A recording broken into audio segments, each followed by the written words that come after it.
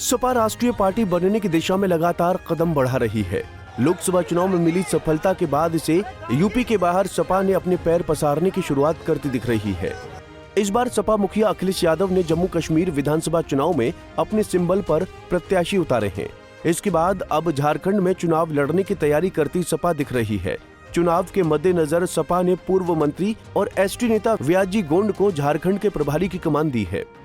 आपको बता दें कि साल 1992 में समाजवादी पार्टी का गठन मुलायम सिंह यादव ने किया था, लेकिन अपने सियासी सफर के 32 साल बाद भी सपा देश की राष्ट्रीय पार्टी बनने का गौरव हासिल नहीं कर सकी।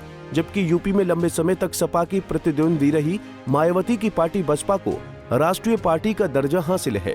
इतना ही नहीं, साल 2013 में बनने वाली अरविंद केजरीवाल की आम आदमी पार्टी भी देश की राष्ट्रीय पार्टियों के दल में शामिल हो गई है।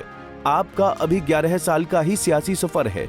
ऐसे में सपा के राष्ट्रीय दल नहीं बनने की टीस पार्टी मुखिया अखिलेश यादव को है।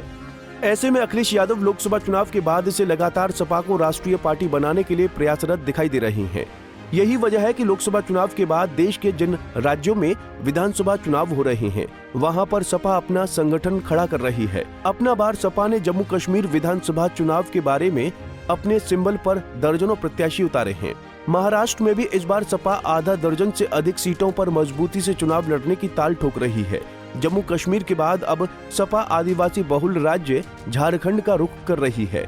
झारखंड में चुनाव लड़ने के मद्देनजर ही सपा मुखिया अखिलेश यादव ने एसटी वर्ग के नेता पूर्व मंत्री व्याजी गोंड को इस राज्य का प्रभारी बनाया है।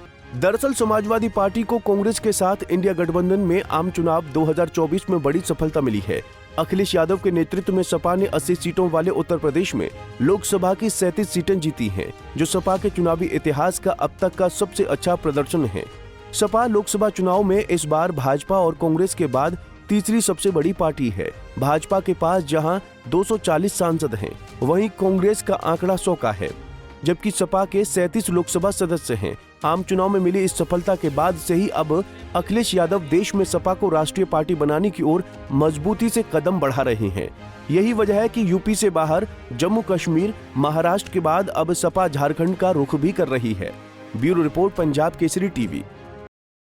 हमसे जुड़े रहने के लिए हमारे YouTube चैनल को सब्सक्राइब करें और नई वीडियो की नोटिफिकेशन के लिए बेल आइकॉन को दबाएं।